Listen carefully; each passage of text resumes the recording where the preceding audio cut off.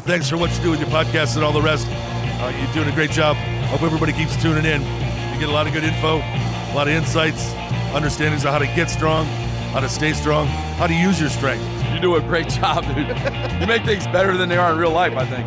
If you don't follow Massenomics, y'all do it. Social media, website, everything. Massenomics.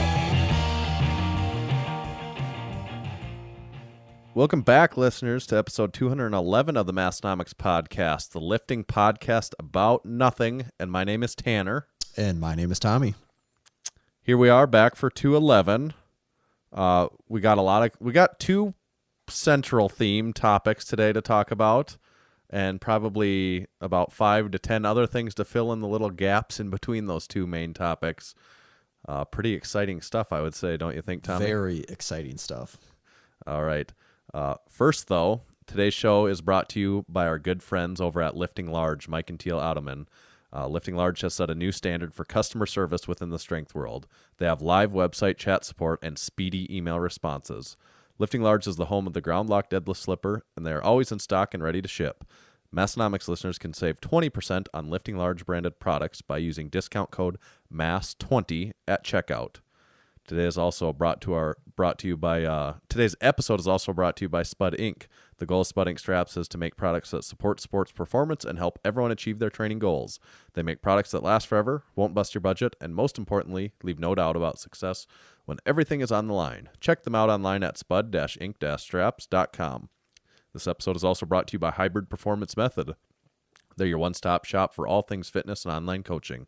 Whether your goals are training related, nutrition and body composition related, or both, Hybrid has a program for you. With dedicated and experienced coaches in each strength and fitness discipline, you can rest assured that you're in the best hands possible.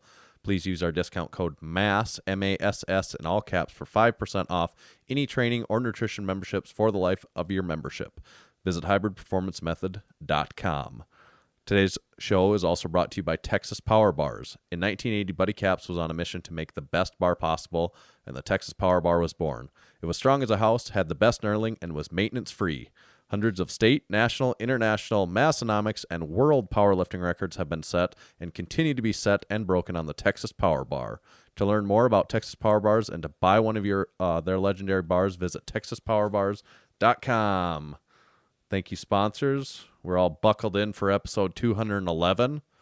Did you, Tommy, before we really strap into the good stuff, did you see that Tiger King had like a follow-up episode or something like that? I actually did see that. I have not watched it yet just because I'm super in Sopranos mode right now, but I did see it on there, and I mean, if you watch the show, you got to at least see what this last piece is about, right? I would think so. I haven't watched it. I really haven't talked to anyone that have watched it, but I'm also just kind of... It's even though they did such a good job of getting it out so quickly after, I'm also just kind of done with that now. So, yeah, I think a lot of people have kind of moved on. It's even by the time this episode comes out, which is several days after we record it, right? Tiger King's even going to be more in the past, Yeah. Just funny how fast that came and went. Yeah. I mean, I still do see some memes and laugh, but not like 2 weeks ago. No. What about, are you familiar with McMillions? I have watched the entire thing, yes. You have? Okay, I haven't watched it yet. Actually, I watched the first episode of it, but I don't know how many episodes there are, but so that seems pretty entertaining so far. Yeah, that one cop on it is like, that guy, he kind of makes the show, that right? guy is just loving his life so much on it. There was several times where I was watching it thinking, this guy's having way too much fun doing this thing. Yeah. So is that a new documentary then? I think it came out. I actually watched it while the episodes were coming out, and that was a few months ago. Okay. So, I mean, 2020 for sure. Okay. Yeah, that is a good, and that's about the McDonald's monopoly scam, basically, which I didn't know a thing about. That was completely lost on me. For the people that don't know, I think everyone's familiar with McDonald's monopoly, unless you're super young. Most people, I think, remember it. Right. And the first 20, or actually the only 20 some people or whatever it was to ever win it, were all related and all knew each other. We're all connected in some way. And once that was brought to the attention of the FBI, they looked into it, and there was some shady stuff going on. So the documentary just covers that. Yeah, that But were you aware of this? There even being a scam? No, I never heard of it at all. And then I thought, well, when this was going on, when they really started investigating, it was like 2001, 2-ish, right in there. And I'm thinking, well, I was like, 12. So a McDonald's Monopoly scam wasn't probably high on my radar at all. Right. So that's, I think, why I missed it. They even mentioned in the thing that, in the documentary, a few episodes in, that once the FBI starts looking into it, it was right when, it was a couple days, I think, after September 11th happened. And they're like, so it got completely lost in the media. And it makes sense. So. Right. Good point. Do you remember peeling those pieces off of? I remember it. I grew up in a town small enough that I was not near a McDonald's, so my experience with it is very, very limited. But I do remember seeing like commercials for it on TV, and I do remember doing it a few times where you'd go in and you'd have the pieces, and I don't have memories of it. The game board. I don't have memories of it like I'm sure a lot of people do though. Yeah.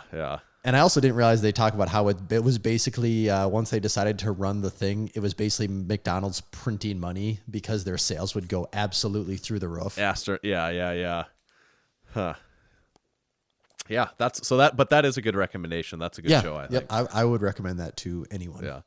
The one other thing that I've been doing that I have not played a video game of almost any kind for multiple years, and this is barely a video game, but it is worth noting because I became slightly addicted to it over the last few days with my son. It's just an app, so it's barely a video game. It's just an app on an iPad and a phone, and it's not even that good, but I am quite honestly a little bit addicted to it right now. It's called Worm8, like WORMATE, and then I think the technical name is like Worm8 1.0 or 0.1 or something like that.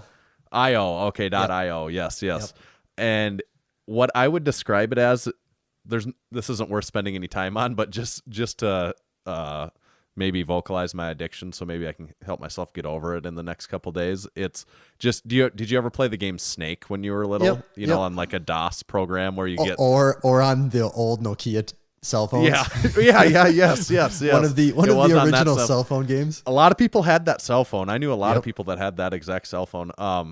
It's like that on steroids basically, except it's also multiplayer, so everyone that's playing gets, I don't know, I suppose you call it like battle royale mode, where everyone's thrown into the same thing. So me and my son can both get on it on the same time and play in the same world, or on the same, we're in the same thing, so we can go find each other on the map basically, and then team up against other people, or I have Tanner, actually, while you're talking, I have a little session going here in my browser. Okay. All right. Just to inspect what it's all about. It's like a amped up version of Snake for the Nokia telephone. It's like a 2020 an updated version. It's not just a flat screen with rectangular lines moving around. Yes, a little more sophisticated. Yeah, not that much more sophisticated. That's why compared to what actual video games are, I hesitate to even necessarily call it a video game. But have spent at least a few hours over the last few days playing that. So that's one of your quarantine tips right now? Yes, play Worm8, especially if you can have multiple people playing on it at the same time, which is also so funny to me because when I was in high school, I can't even remember the games. I suppose like Halo or other games like that were on the PC. We tried so hard to even be able to play together, like on a network at the school. And then it still basically didn't work, Yeah. And I remember with my friends getting like local area parties going with Halo, and we thought it was absolutely crazy when you'd get 4 Xboxes together. Yes. And occasionally get 16 people playing locally, which now thinking it is nuts because no one does that anymore. No, but and now it's just as easy as I just pick up my iPad and it's like we're playing a video game against each other through like with There's not like the issue of, because that used to be for us. And someone had a router. Yeah, someone had a router, and then the router wasn't working right, and the things, just the connections weren't working. It was it was work to do on top of moving TVs that weighed like 80 pounds apiece. Yes, TVs, cords. Yeah, you had to really want it then. Yeah, you did. You didn't accidentally do that. No, but now you can accidentally do it. It's just effortless, and there's all of a sudden there's hundreds of people playing in a game, actual people playing against each other. Yeah. But I do understand. I get why video games are like so addicting in the way they are, the way they are now, because playing against actual people is just so much more fun. The thought of that is so much more fun than playing against, just the computer or whatever you call that. Because just like if you beating someone else, it's just much more satisfying knowing if it's an actual person. Yeah, the competition. There's that realness of actual competition that will always get you. Right. So I do see that's why, I do see why people get into that. I could picture that concept. Yeah. Probably still won't get a what is the newest video? What is the newest console? Is it the PS5 yet? PS5 is coming out. The next generation is coming out at the end of this year. Okay. So does Xbox have a equivalent? Is it Xbox Series X? Is that what it is? Because is Xbox One currently the newest Xbox? Yeah. Okay. And then they have, like the Xbox, I think One X is like, they've all came out with like this minor bump in specs a couple years ago. But yeah, so Series X is the new Xbox, then PlayStation 5. They're both slated for the end of this year. Who knows with supply chain stuff if that will actually happen. I don't know. I'm not paying that close attention to it, but it'd be pretty cool to have. Yeah, I don't know what I would do with it. I honestly would not know how to use it at this point in time. I mean, I haven't had anything since an Xbox 360, at which point Xbox Live was just becoming something that people used. Yeah. Now I assume you don't use an Xbox without is Xbox Live even is that a terminology or honestly, none of my friends, all of my friends are on PS4s. I don't have any friends that use Xbox. I would be shocked if Xbox Live didn't exist in some fashion now, but I've had many of my friends telling me in this age of quarantine that I really need to get a PlayStation, and I like once a week think about it and I'm like, I should really do that. And then I decide, no, I have no time for that. I'm not going to do it. Well, and then I wait till the next week and have the same conversation with myself. Yep. That would be the thing for me is I honestly just don't that's kind of what people say to belittle people that use it. But I also feel like it's true is I just honestly don't know when I don't have enough hours. Although, like I said, I see how it would be really fun and I'm sure I would enjoy it. I just don't know when I would be able to do it very much.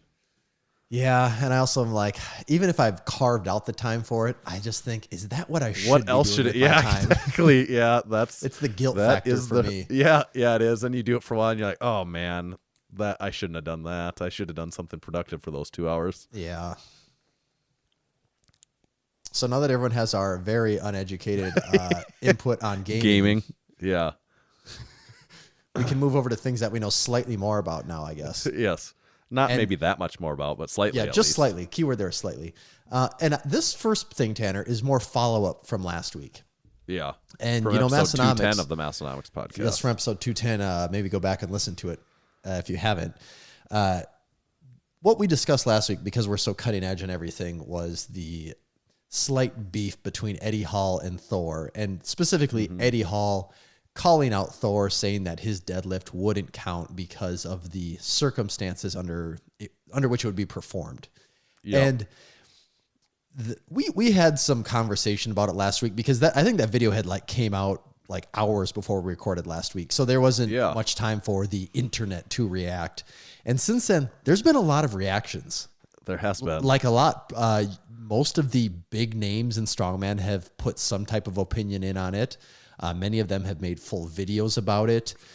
There's been countless comments made across Instagram posts and Reddit threads and YouTube Everyone comments. has had an opinion. Everyone has an opinion on it. And just with everything that's happened, and there's a few more things that have even came out since what we knew last week about the deadlift, I think we need to revisit it and talk about it a little more. I think so. And last week, I didn't even know about it until right before we were podcasting. You had mentioned it, and it's like, oh yeah, let's talk about that. And I think last week my thing was, all right, I'm still on board with it. I would count it as a world record. And I think you were kind of that same attitude last week. Yeah. Yes. This week, has your attitude changed? I understand more the opinions of people, and I'm not sure if I'm that the more I think about it, I'm not sure. I'm not really in one camp that hard, probably. I guess I get what both sides are saying, but ultimately to me, I think for as official as they're going to set it up and really what this is going to look like at the end of the day, to me, I don't have a problem with it being a world record. To me, it makes sense that it's a strongman world record, because the thing about strongman is, who's to say what is and isn't a world record to begin with?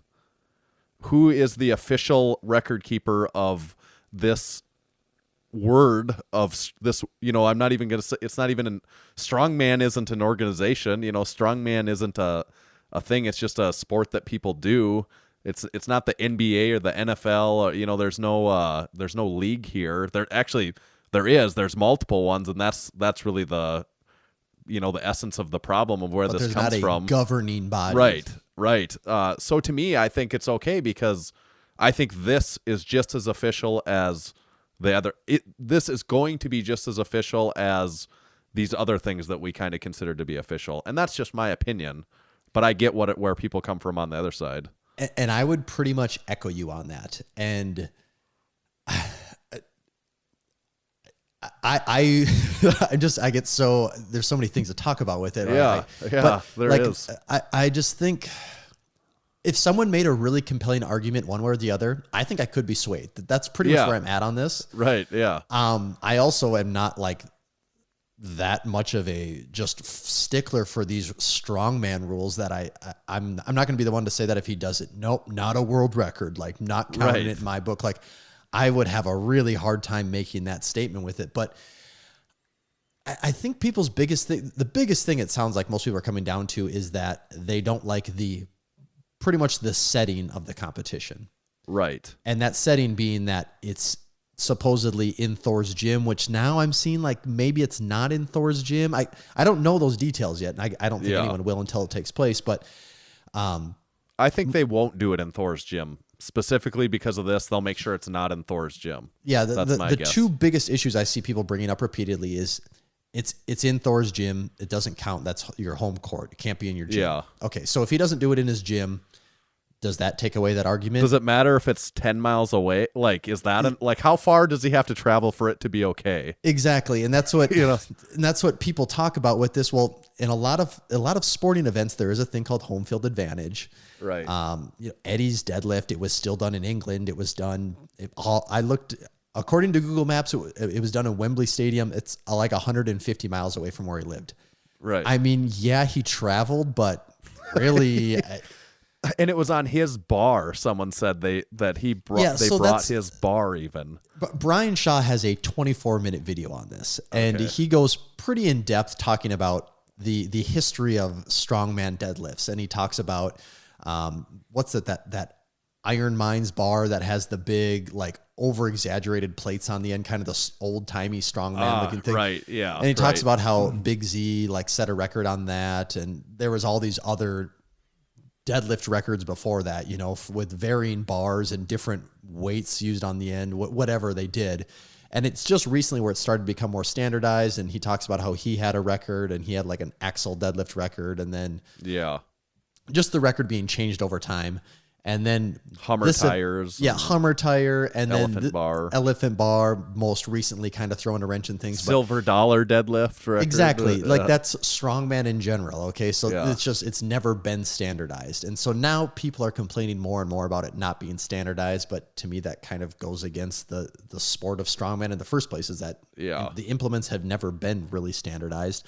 Right. And then Eddie Hall was the first one to really do this. And he said that he was invited to do Eddie Hall's, what was it, the World Deadlift Championship? Is that what they called it then? I can't even remember the name maybe, for it. Yeah, Giants Live World Deadlift Championship. Yep, which was done at Wembley Stadium on pretty much a home field for Eddie, hyped up big time. And he said he was invited to do it, but it was, the way Brian Shaw described it, it was pretty much done under Eddie's conditions. They said ahead of time, these are the jumps we're making.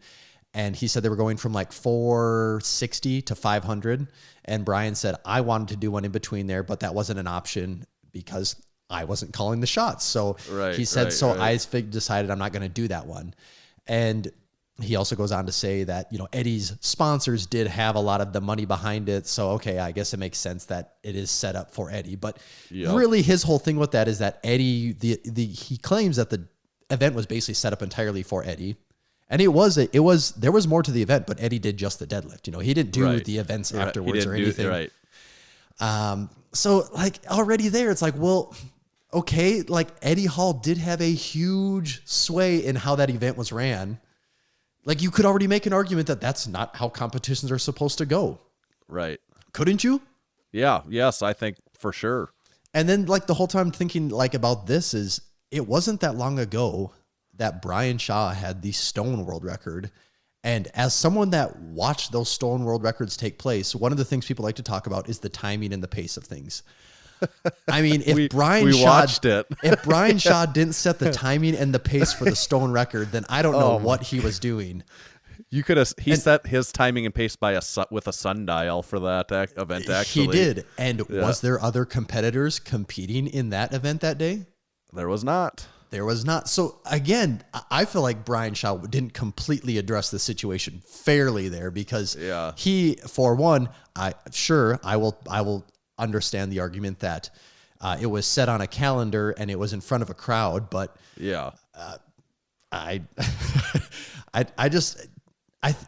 there's no real apples to apples comparison in strongman. I guess what I'm trying to get at, and it just sounds like people being bitter about their records. Yeah. Well, I think part of it too, like you said, there's a lot of different ways to attack it, but I think part of it too is that historically, strongman was not a sport of records. It was a sport of winning titles and competitions. Mm-hmm. It was a sport of full competitions, because it was so varied and so unique and just so many different, just like what we talked about, all the different types of deadlift and everything.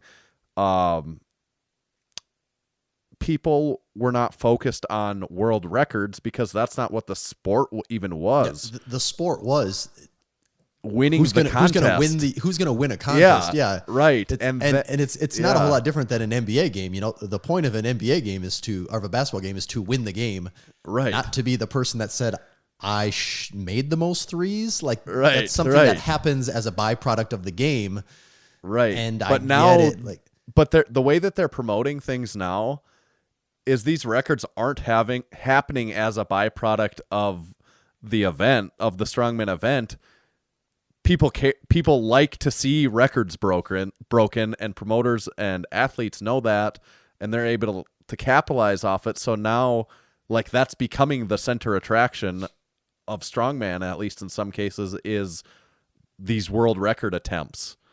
And that's been a shift over the last, even like since Eddie Hall broke that record, I think like is a big turning point from in that shift. So over the last like 3 or 4 years, and that's part of the problem, or I don't even know if it's a problem, but that's like kind of the root of the issue. I think is that, it's a sport that wasn't set up for records, but now all of a sudden, like that's the thing that people talk about the most is the records.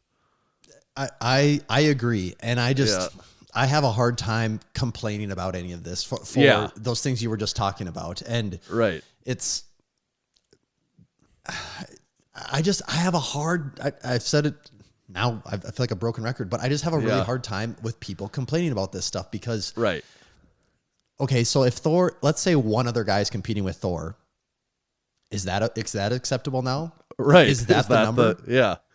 If 2 other guys are competing with Thor, is that the number? Yeah. Or does it have to be done in front of a crowd? If there's a crowd there, does that make it better? If Thor's competing in front of a crowd by himself, does that make it better? Because to me, that's what Brian Shaw did with the stone record. He competed in front of a crowd by himself. Yeah. He got to take like 30 minutes to pick that stone up. And also doing it not in front of a crowd, Thor's not doing that as an advantage. That's just a circumstance of the situation that we're in right now. They're still trying to do something here, and they can't be in front of... If you gave him his choice, he would love to do this in front of a huge crowd, I think. Like, that would always be... But we're just a victim of what we are, and they're still trying to do something cool, which I think that's kind of respectable. And that's where Brian Shaw did also cut him some slack, and he said, I feel really, really bad for Thor because he had planned this out a long time ago, before all of this coronavirus stuff started taking off. So he was already planning on doing it, but because of the situation we live in, he just decided, well, rather than scrap my plans and wait, who knows, until next year maybe to do it, I'm just going to go ahead under a slightly different situation.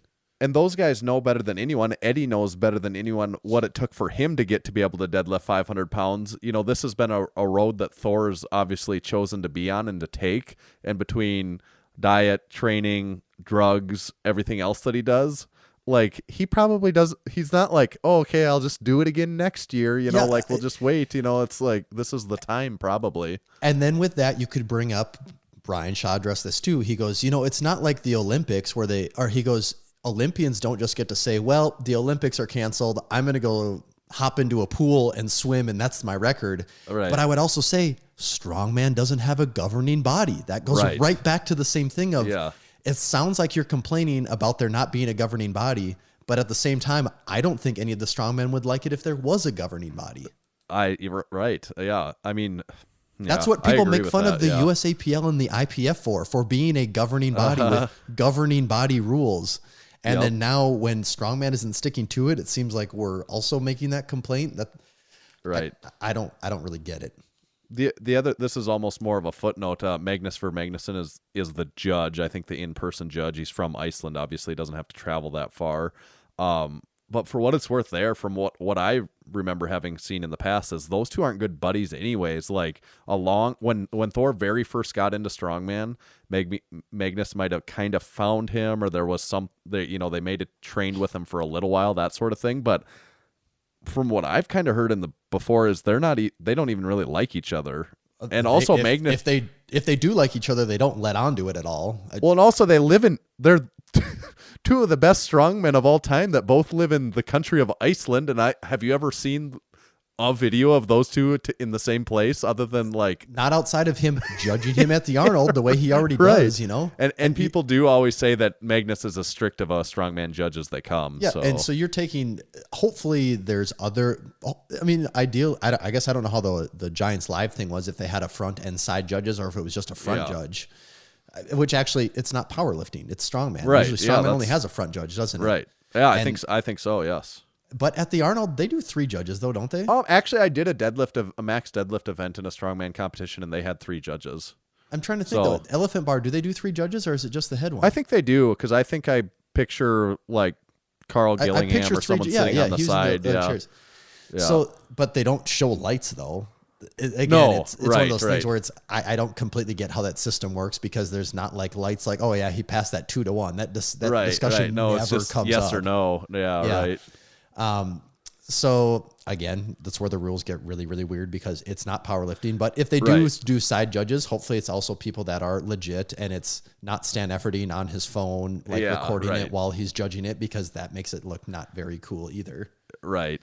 And then the final thing, though, I shouldn't say final thing, but one other thing that developed today is supposedly this lift is going to be broadcast on ESPN. And I don't see anything saying like ESPN2 or ESPN3. The World Ultimate Strongman, their Instagram account says our official TV broadcast partner is ESPN.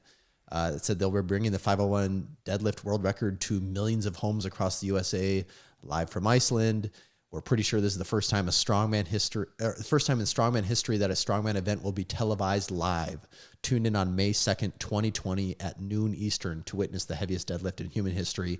And then it says, in parentheses, 18-inch deadlifts excluded. So again, there's already other deadlifts. They have to even caveat that. They have to caveat because that's the sport of strongman for you. Yeah. I'm not saying that in a way of complaining. I'm just saying that's how the sport goes. What it is. That's huge, though. If it's like on ESPN, that's a pretty huge deal, and that kind of supersedes all this arguing of, like, that's just such a bigger deal to me that it's even going to be on ESPN, like live broadcast. That's pretty huge, I think. Like, that's a big deal. it's got to be one of the only live sports being broadcast in the entire world. So it could generate some interest. Yeah, and it's the mountain from Game of Thrones. I'm sure that's will be their main thing that they talk about if it does show up on ESPN, is how it's the mountain from Game of Thrones. But that gets overplayed a little bit, I think, when you get outside of the strongman community, his role as the mountain. But I'm sure that they'll use that. That's pretty cool, though. I want to watch that there. I don't know that I have ESPN, but I'll figure out a way to have it for that. Yeah, it should be fun to watch. And then, so these other world records with the Stoltmans, are these happening on different days, or do you know anything about those? Those are on different days. And they also announced, I think, that Alexei Novikov is going to go for a dumbbell world record, maybe. Okay, and so the other one with one of the Stoltmans, though, because he's going for the log. He's going for the log record, isn't he? That brings up the same thing too. And because I'm not a strongman competitor, I've lifted, we have 2 different logs in the gym and I've got to use those. But Brian Shaw also talked about the log. There's complaints, or people will bring up the argument of, well, is it a stone log or a wood log? How big around is it? How long is it? And that goes right back into the whole thing of, well, what do you count as a world record with any of this stuff? Right. Yeah. Because it's almost certainly not going to be the exact same implement that Big Z set the record on. Right. And really, when it comes down to it, these records, where are these records recorded? What are we talking about here? This record book, this is just all fiction.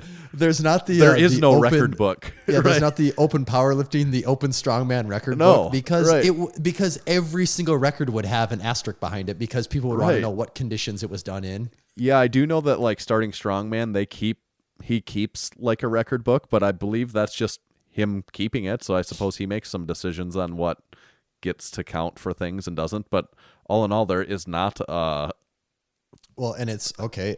If deadlifts, I get that there's only a few guys going for the world deadlift record, but if someone came along and did it and it wasn't on, let's say someone does beats it by 10 kilos, but it wasn't on calibrated plates, does that not count anymore too? Well, and then it's another record. Yeah, it's another.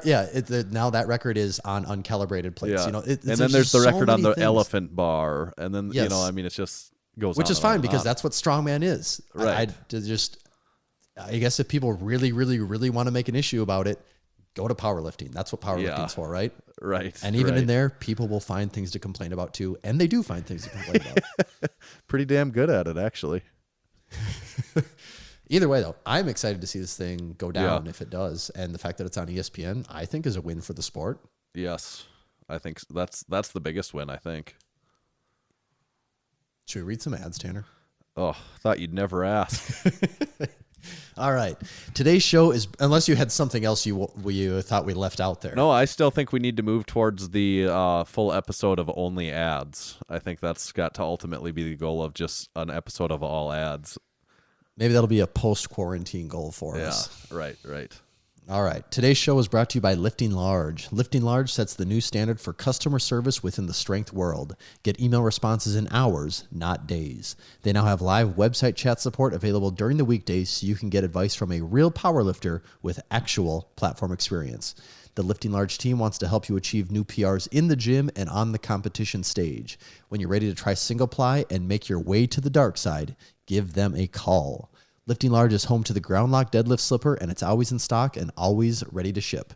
Massenomics listeners can save 20% on all Lifting Large branded products by using discount code MASS20 at checkout. That's MASS20 to save 20% on all Lifting Large branded items. Place your orders at liftinglarge.com, and you can follow them on Instagram at liftinglarge.com. That's liftinglarge.com. The Massenomics podcast is also brought to you by Spud Inc. and the Hooker Straps. No, not that kind of hooker. The Spud Inc. Hooker Straps are designed specifically to assist with lifters using a hook grip. Worn around the thumb, the Hooker Straps allow the lifters to train their hook grip while working past the point of grip failure by providing extra support right where they're weak. Just like any wrist strap, these straps work for deadlift, snatches, cleans, and more. Check out the Spud Inc. Hooker Straps online at spud-inc-straps.com. This episode is also brought to you by Hybrid Performance Method. If you've been training without a coach and have been looking for a competitive edge, remember to check out hybridperformancemethod.com. Hybrid has 15 different strength and fitness programs covering everything from powerlifting and strongman to gymnastics and general fitness, all included in one training membership. That's not all. Hybrid also offers one-on-one personalized nutrition coaching that uses lifestyle habits and a flexible approach to shape your nutrition plan around your current lifestyle, instead of turning your lifestyle upside down in order to support unsustainable habits that only work in the short run the way most programs do. If you're ready to take your training, nutrition, or both to the next level, use code MASS in all caps for 5% off membership to all programs for the life of your membership. And last but not least, today's show is brought to you by Texas Power Bars. Buddy Caps first started lifting weights in the late 60s and began powerlifting in the mid 70s. At the time, he was working for Image Barbell building gym equipment. Around 1976, a local machine shop started making Olympic bars for them, calling it the Image Bar. In 1977, Image Barbell became Champion Barbell. It was then that Buddy started looking at the bars with an intent of changing them for the better. In 1979, Buddy bought his first lathe to begin addressing the known issues. In 1980, his passion, drive, and purpose now had a greater mission. Buddy set out on his own to make what he believed was the greatest bar he had ever seen and trained with, and the Texas Power Bar was born. It was strong as a house with the best knurling and was maintenance-free. Hundreds of state, national, Massenomics, international, and world powerlifting records have been and continue to be set on the Texas Power Bar. To learn more about Texas Power Bars and buy one of their legendary bars, visit texaspowerbars.com. Thank you to our sponsors. Excellent. So, next on the list of things on our great, big, enormous list of Massenomics topics here. If people could see this list, it's pretty impressive, Tanner. Well, it's lasted for 211 episodes thus far, so it must have been a pretty long list. Just eyeballing it, I think there's 200 more episodes worth of topics in here. Well, for sure. That's how we started the podcast. Is we made a list of 1,000 things, and we're like, we're going to record episodes until we get to the bottom of this list, and we've just gone straight down in order. Yep, and it just keeps adding on, and we knew some of these topics. It was weird how we knew some of these topics would happen ahead of time, but that's just how good we are. Essentially, we predicted the coronavirus 4 years ahead before anyone else even knew anything about it. We're just good like that. Maybe we should have shared some information on that prior to this, but there's world secrets in here, so we can't let them all out. Right. But the one that we did call, we knew years ago when we started this whole thing that April 15th, 2020, we were going to discuss the used gym equipment market. For various reasons, and there's a lot of reasons to discuss it right now. Right. And specifically, we're going to talk about the garage gym boom is happening right now, without a doubt. The garage gym boom of 2020. We don't sell garage gym equipment, but we sell garage gym banners. And there's a garage gym banner boom happening right now. We're experiencing that firsthand. Yes. There's no shortage of customers to buy stuff for your garage gym. No, I mean, our biggest hurdle is keeping them stocked, really. Yeah. So if there's any entrepreneur-minded people out there, you're looking for ideas, if you can come up with something for garage gym market and get it live and ready to sell in the next week or two, you could still make a lot of money on this thing because the market's still there. But I think what we're wondering is, with all of these garage gyms blowing up in popularity, in the number of people having one, and the amount of equipment being bought, purchased, invested in. So is it a bubble? Is it a bubble? Is it going to be there 6 months from now? And I don't know the answer to that. Where I'm not sure is, to me, a big part of the gym is the social part of it. Mm-hmm. Is lifting in a group, lifting with people, having spotters. Just getting some social interaction in general. And that's one thing that a garage gym doesn't necessarily provide. It can, but it's not, I don't think, something you can reliably count on. Right. And that's where, that would be the biggest reason why why someone would quit using a garage gym, right? I can't think of really many other reasons other than if you do have a gym that has much better equipment selection, that would be a reason too. But a lot of people, especially with powerlifting, they're not concerned about that much equipment. Well, no, you don't need that much. I mean, it's nice to have nice things, but if you're really into powerlifting, you really don't need that many nice things to do almost everything that you need to want and need to be able to do as far as powerlifting goes. Like, it's not that expensive even to buy. It's relatively speaking, compared to other hobbies and that sort of thing, even to fully outfit your own home gym to powerlift is not, I would say, relative to other hobbies, is not that expensive. It's so cheap. Like, lifting is a very cheap hobby. It's a very cheap hobby. Yes. If you want to start your own home gym up, you can get a pretty legit setup for anywhere from $1,000 to $2,000, depending on how frugal you want to go. Yep. And one's not necessarily better than the other. You're just paying for nicer stuff. Right. Now, you might not be able to do that right now because of this bubble that we're there's a shortage of things going right now, but there's not a lot of hobbies you can go almost all in on for $1,000. Right. Right. I partake in a few hobbies that I don't even know how much I've mentioned it. Like, I bowl. And I spend a lot of money on bowling. I don't even care about bowling. Like, I spend way more at bowling than I do for lifting. Yeah. Another one is golf. Like, I started golfing a year ago. You go. Golf's a pretty expensive one. Just memberships, not even counting equipment. Memberships alone can really add up in that sport, and that's hugely dependent on your location too. Yeah. If I think of any hobbies that, I'm thinking man because I'm a man. In our part of the country, hunting and fishing. I was gonna say the big one is hunting and fishing, and so those are essentially expensive. Bottomless pits. Yes. Yeah. So I mean, it's not that expensive in comparison to those things, I don't think. But but right now the issue is, even if you want to get that stuff, I've seen people are price gouging on used equipment now. So like the used equipment market, people are selling people are selling things on Craigslist for way more than what would have like a couple months ago.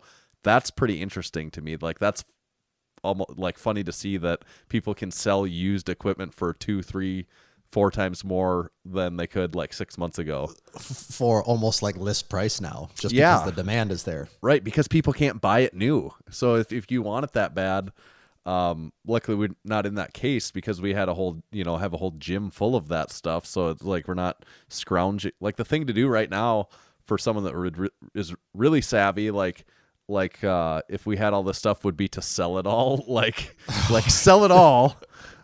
And then just not have it for like 6 months. Yeah, just get out of the fitness game for like 6 months, profit, come back, and then just start buy back over. in. Yeah.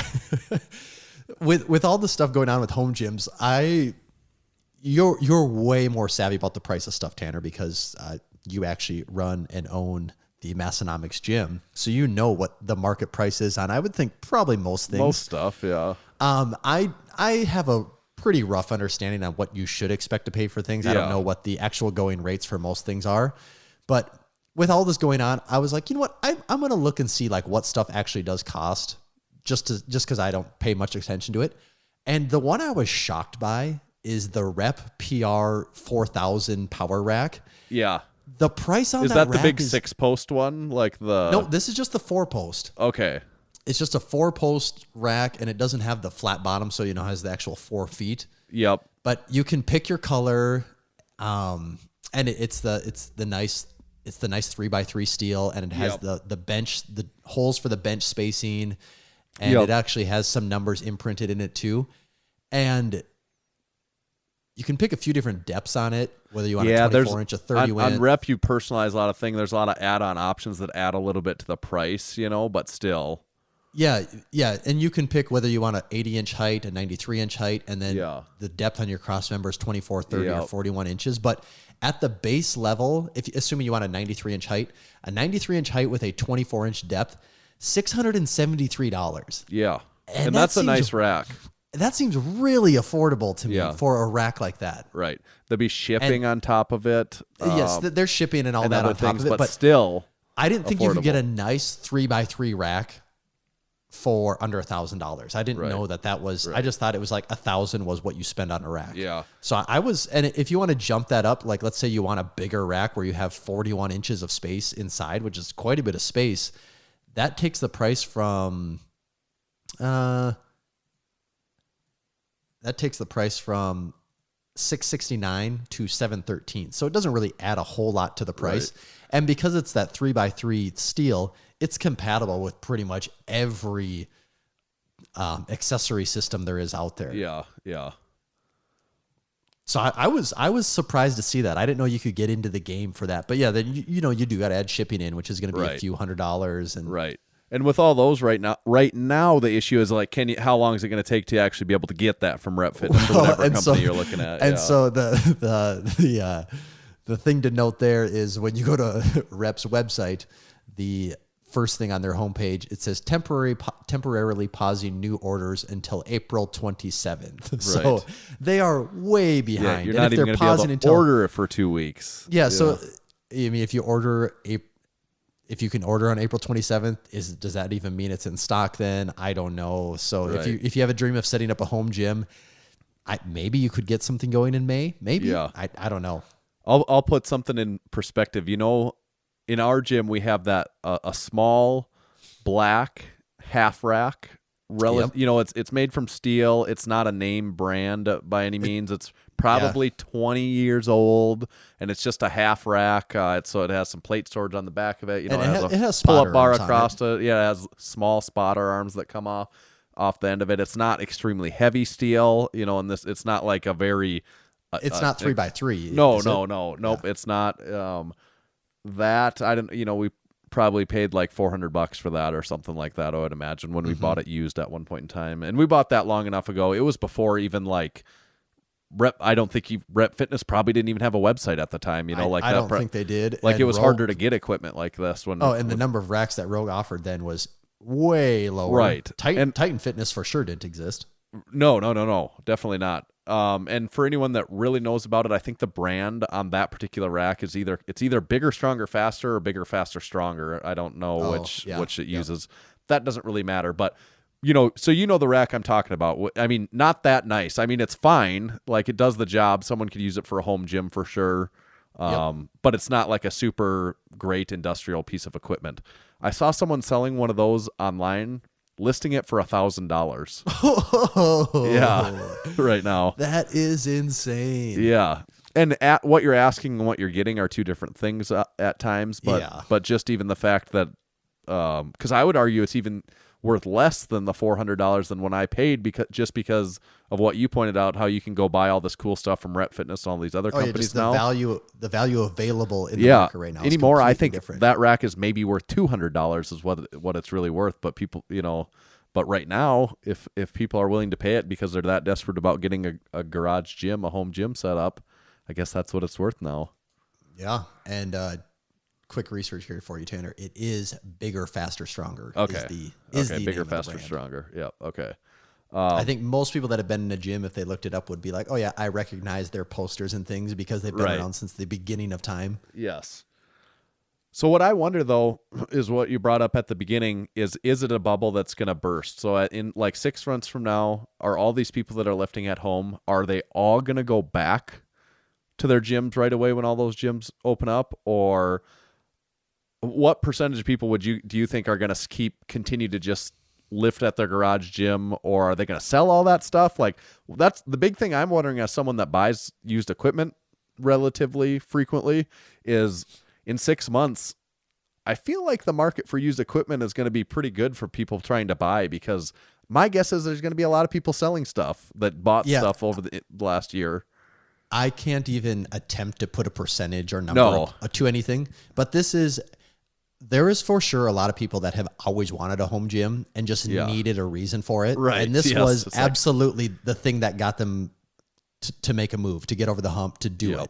And they're not going to be coming back anytime soon. You know, nothing is forever. They might come back somewhere down the line, but they have their home gym. They're so happy. Their dream came true. Yeah. They're doing it.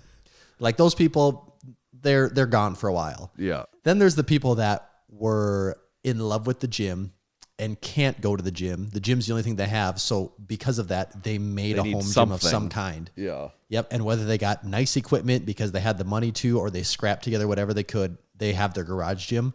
I think a lot of them are still dying to get back in the gym and can't wait to be in there with their crew, lifting, doing their thing.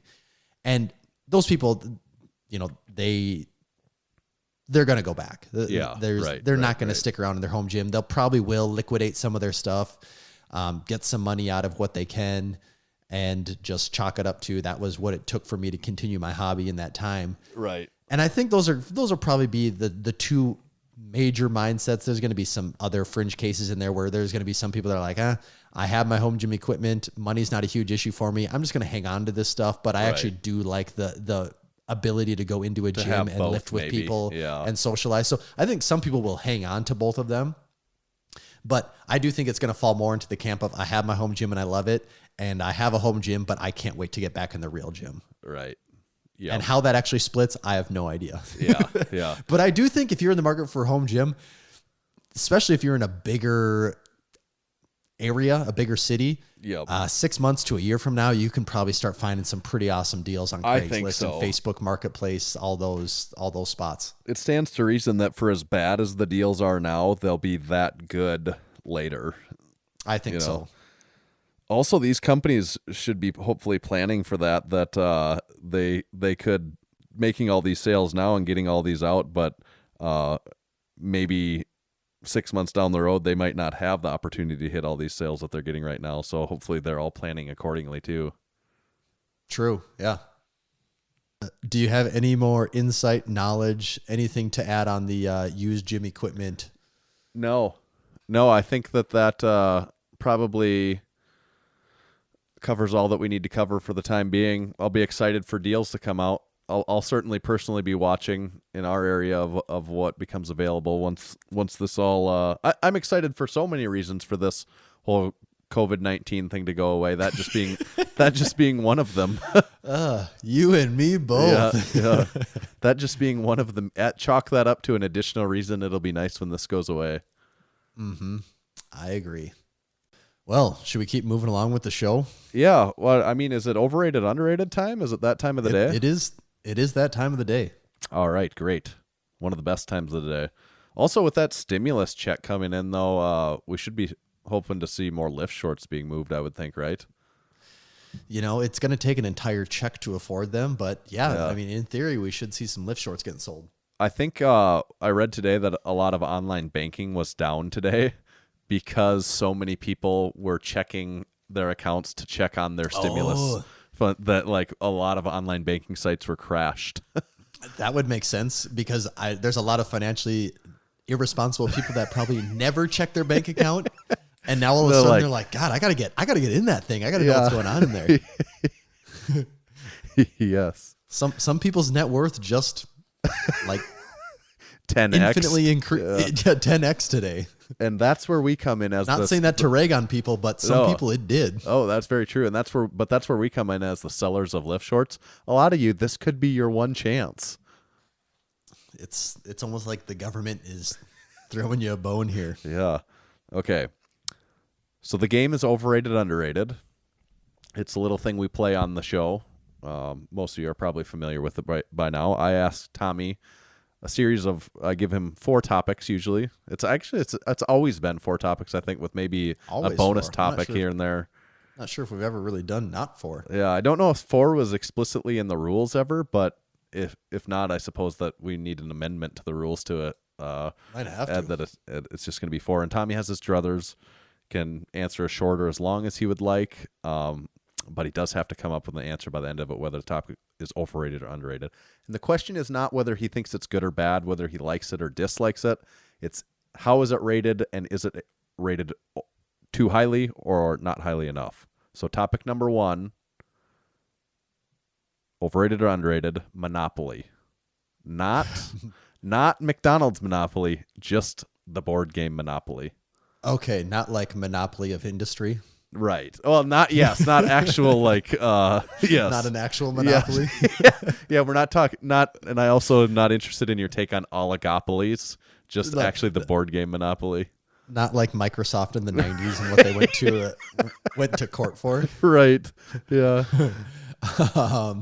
Monopoly, the board game. Well, as someone that actually just bought the board game 2 weeks ago. Did you buy the traditional version? I bought just the straight up regular Monopoly. Good. It was good choice. They had several versions of it, but I'm like, I don't want these. I'm not about all. Just before you even really answer, I would just put it out there that I'm not about all those like Star Wars, fucking Game of Thrones, all the other Marvel or whoever, whatever thing they're trying to do to make. It's like the game still. I get maybe some people the artwork is the only thing pulling them in. Maybe you're missing the point then, but yeah, I did buy the straight up original. Okay, good. Surprise! I didn't know that either. I didn't know that you did that. With making this. I bought it 2 weeks ago. Yeah. I haven't even played it yet though, so maybe that plays into my answer already. That if I bought it and haven't played it, maybe it is a little overrated. And when I think about it, the number of actual Monopoly games I've completed in my life, I've played a lot of Monopoly games. Yeah. Completed Monopoly games. Man, I'm having a hard time thinking of really any because it just seems like it's one of those games where people just get burnt out. Like it gets down to 2 people and it's like, this has been going for so long. It's just, you 2-1, we get it. I do think Monopoly is a little overrated as a board game. Is it one of the all-time classics? Absolutely. Is it a little overrated? I think it might be. Mm-hmm. Subcategory, Boardwalk and Park Place, overrated or underrated as properties in Monopoly?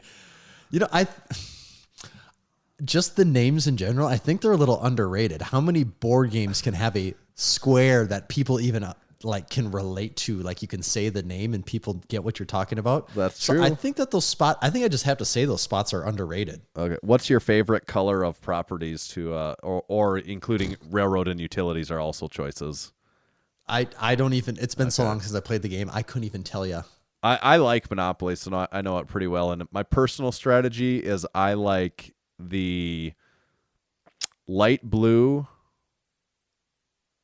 and the orange. So orange is like I can't remember the names of it, but I kind of like that corner, light blue, and then it's like fuchsia and then orange. Beyond orange, or after orange, it goes to red and yellow. Like yellow is Melgard and I think Melgard Avenue or whatever. But red, yellow, green, and blue get to be so expensive. For like when you're trying, when you're in that sweet spot of a performance piece, right? It's so expensive that unless you're farther along in the game, you don't have enough money to be able to manage the properties to be able to build enough on there to rake it in. So especially early on in the game, those higher value properties, I just don't think are that advantageous. That's just my... Yeah, you're already talking way more in depth than I could about Monopoly because I don't think, now that you're talking, I don't think I've played a game of Monopoly for over 10 years. I've finished a many of them, and I also do not care about... The utility companies are crap. Those are just like a joke of spaces on the board. And the railroads, I'm not into the railroads. Some people really like the railroads, but I would trade those... for actual properties any day of the week. Don't say that to some of the Massenomics gym members. We do have a lot of railroad workers there too. Yeah. Okay, but you went offense to that position. Yeah, that's true. You went overrated on Monopoly. I did say overrated on Monopoly. Okay. Overrated or underrated Snickers bars. Snickers bars. I'm not a huge candy bar guy. Like I don't know if I buy 10 candy bars an entire year. Actually, I don't know if I buy 5 candy bars an entire year. I don't know if I buy outside one. outside of buying the Halloween bag. I'm not sure what I used to do. I had a wakeboarding boat for a while. That used to a lot of days be my pre-lake ritual is when you stop at the gas station. For some reason, a Snickers bar seemed like that perfect piece of just garbage to get before you go out. Snickers bar. Perfect as far piece as of garbage. Yeah, as far as candy bars go, there's several I would pick ahead of it, and it is probably one of the most hyped up candy bars there are. It does seem like it. Yeah, not a lot of candy bars have ads on TV nowadays. Actually, Snickers might be the only one that's an actual candy bar. M&M's have ads, but they're not a candy bar. Right. I think I'm going to say Snickers are a little overrated. I agree. Growing up, I was always more of a Milky Way fan over Snickers. I'm not a huge fan of either of those. Those are in the wrong genre of candy bars. If I were to eat one, that would not be in my top choice. Isn't it funny, though, how you can take basically like 3 or 4 ingredients and make 100 different candy bars that people all have preferences over? And it's like chocolate, caramel, like some sort of nougat wafer thing, and peanuts. Yeah. And like this one has chocolate and caramel, but not nougat. This one has nougat. This one has all of those plus nuts. You know, like that's pretty. This it's one like is this thin and rectangular. This one is thicker and this one has peanut butter and it's in the shape of a circle. Like that's the candy bar game, man. Yeah, it is funny. Okay, not a ton of originality there. I would still though. If we're talking candy, I would always pick candy with chocolate over a fruit flavored or sour candy any day. Oh yes, definitely. Like I would almost always pick candy bars. Like if I'm going to eat something, I would almost always pick candy bars over like Starburst, or Skittles or something like that. Way more bang for your buck if you're going to eat it. Like I'd rather have something like with chocolate and peanuts and something a little more hearty. Yeah, I want. If I'm eat, like you said, it's better junk. It's like the fruity ones are literally just like cubes of sugar. I mean, I guess it all is, but yeah, it just seems like you're getting something with a little more substance with a chocolate bar of some kind. Right. Actually, what I really like is I just like dark chocolate. I do too. Dark chocolate is like I like those fancy like thin square ones where it has the percentage of dark on it. And just because you feel like you're a man of class. I'm like, I'm so fancy right now that while you're sipping a LaCroix. And my 82% dark chocolate. I don't even know what brand those are, but those are good. Yeah, I would every day always pick dark chocolate over milk chocolate. Me too. Okay. Overrated or underrated X Games? X Games. I think the X Games they're a little underrated. I like the X Games. I find them entertaining. The thing with the X Games is that typically a lot of it is sport that doesn't really need or depend on head-to-head competition, but they find a way to make it work. You know, like there's a lot of people in, I think more like the world of snowboarding, that they will never compete in snowboarding. And there's a lot of brands that will never have anything to do with the competition side, and they'll be completely fine. Like it doesn't need competition to survive because of videos and all of the other marketing that goes with that world. But X Games is like the one chance to like show that to the masses. And so I think the X Games are a little underrated. I like them. And there's winter and summer then too? Yep. There's winter and summer games. Yeah. Which one do you like better? I probably like the winter ones more just because I like to watch snowboarding. Yeah. Growing up, I was a huge fan of skateboarding, but competition skateboarding is to me never as exciting as like someone actually filming a part for skateboarding. Yeah. You could kind of say the same thing about snowboarding too, but still watching snowboarding taking place, it's just such a bigger thing that it is. Yeah. It's fun to watch. I was a fan of motocross and snowmobile Biggest Trick. I don't know if they still do Biggest Trick or not because it's so extremely freaking dangerous. Like, I don't know if they do it for snowmobiles anymore. Okay. I'm not sure. Because it's just extreme. Like people die doing that. Like it on is. TV. You're just waiting for people to like. Who's gonna push it until you just die? You know. Yes. Yeah.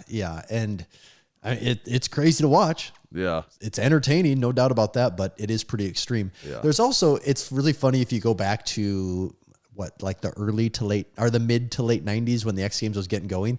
The sports that they've included have slowly changed over time. Like rollerblading used to be a part of the X Games, and that's basically disappeared. I do think they also used to have like street luge and some things like that, and like that's as far as I know, that's not a part of it at all anymore. So they've adapted a little bit over the years. Yeah, it has molded over time. Okay. I just had to do a little bit of quick research here, and it looks like mid 90s is when they first started to come around, and I'm trying to find the events here. I just had it, and then I clicked on it, and it went away. It said athletes competing in 27 compete in 27 events in 9 sports categories. The list they have here consists of bungee jumping, eco challenge, inline skating, sky surfing, sport climbing, street luge, biking, and water sports. Like that list has changed a lot. Was skateboarding even in there or? Yeah, skateboarding was on there. Okay. Gotcha. Yeah, that has definitely changed a lot over time then. Yeah. Some of those would be past events. Aggressive in inline skating, BMX. I think they still have BMX in there. They used to have rallycross. Oh yeah, sure. But the street luge is a funny one to me. Yeah, and bungee jumping. I don't get what's the competition. I guess the trick you're scored on your tricking. I guess I don't know. Yeah, huh? I'm not familiar enough with it. But you did say underrated X Games. X Games underrated, yeah. Last topic for today, overrated or underrated, the McDonald's apple pie. McDonald's apple pie. It's been a long time since I've had one of those. A long time. Was it the apple pie or does McDonald's have the apple pie or like the apple turnovers? I believe apple turnovers are Arby's. Oh, really? Maybe they also have those, but like the classic McDonald's is the apple pie. It's in the red box. And it comes out and it's okay, but it kind of looks like a turnover. But it's called the apple pie. Okay, yeah. Right? That's where I was getting confused. Aren't they call it the apple? That's why it's yes. That's basically why it's a topic, just because it's like that. This is an apple pie, like yeah, it's not really named correctly. Like I would call that if I saw that. I not would a pie. One, think of it as like it's not a pie. I would think of it as like an apple pastry or an apple turnover. By definition. Well, actually, I don't know by definition, but by my definition of a pie, I would think of something circular that you generally cut into slices. To me, that's like what a pie is. Like It has to be circular. If it's not circular, it's now like brownies or something else. So, question number 1, is it pie? Well, first of all, I would say the name is overrated because it's not correct. Yeah. I think they have their naming wrong there. Is pizza pie? It makes sense. They call it pizza pie, and it's in a round thing. It fits the category. I have no issues there. Also, it has to have a crust, almost like it has to be round and have a crust to be pie. Yeah. Maybe that's the definition of a pie. Yeah. I don't know the finer points of it, but I would buy that argument. Yeah. McDonald's apple pie. I probably have not had one in. Unless very drunkenly and I don't remember it, which I guess is possible. People just start throwing food in front of you. I probably haven't had one in. Yeah, I think so. That's probably an accurate guess. 10 years. I don't go to McDonald's thinking, I need dessert. I need that. I will say this though. Maybe McFlurry. Fast food dessert. Yeah. Fast food dessert. I think that the Burger King Oreo shake is so underrated. It is so good. I don't know why that thing is so good to me. And also Burger's Hershey pie. They do have the Hershey's cheesecake pie or whatever they call it. Is it a that pie? That thing is underrated. It is an actual pie. It comes in an actual slice. A triangle. Shaped. Yes, it is in a triangle shape in its own little container. Yeah. You take the lid off and eat it up. That is good to me. I would say both of those are underrated. I give Burger King, for whatever reason, I don't really care for their food, but they have their dessert game figured out to at least a level I approve of. The McDonald's apple pie, I'm going to say that thing's probably a little overrated. It's been so long since I've had it that I can't even comment on the taste, but I think it's probably a little overrated. Yeah, I have not. I feel like it's fallen off a little bit, maybe, that it used to be more of a thing and then it's become less of a thing. You actually got me. I actually might, before next week, try and get a McDonald's apple pie just so I can provide some follow-up here. Yeah, I really feel like it's fallen off the map, that almost like that it stayed popular enough that they just kept it around, but like other restaurants like changed their dessert game so much like that it's kind of like stuck in like a 1992 dessert that like they never evolved, and it's pretty much everyone else has moved to, like, for fast food, it seems like has just moved towards the ice cream game. Right. And when I type in, I've got the McDonald's dessert menu up here. We have your shakes, your hot fudge sundae, the your McFlurries, which I'm on board with all those. I like those. I remember when McFlurries came around. I remember and they're good. I like them. And the only thing that's not ice cream on the menu is the baked apple pie and the chocolate chip cookie. They have a cookie too. The baked apple pie comes in at 240 calories. It is made with a tender, flaky lattice top crust with sprinkled sugar topping and 100% American-grown apples. They do their best to make that sound healthy. God, I'm tempted to go get one after this podcast, Tanner. Well, if you do, it'll be like that's what everyone will be on the edge of their seat for episode 212 next week. Just dying to know how that experience went for me. I wonder how many apple pies we'll sell because of this episode. You know, we'll sell 4 We got to get the McDonald's sponsorship going. Well, yeah, we need a affiliate program through McDonald's. Yeah. If I was going to... Or at least a Burger King like dessert affiliate program. I would pimp that thing hard. Well, it's just pimping what you actually love. Like it's easy then.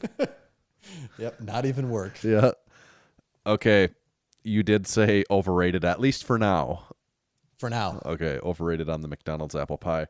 So that's the end of the overrated, underrated segment. And it brings us into the part of the show where we tell you more about our stuff. And the one I'm thinking of first is helping us with the podcast reviews.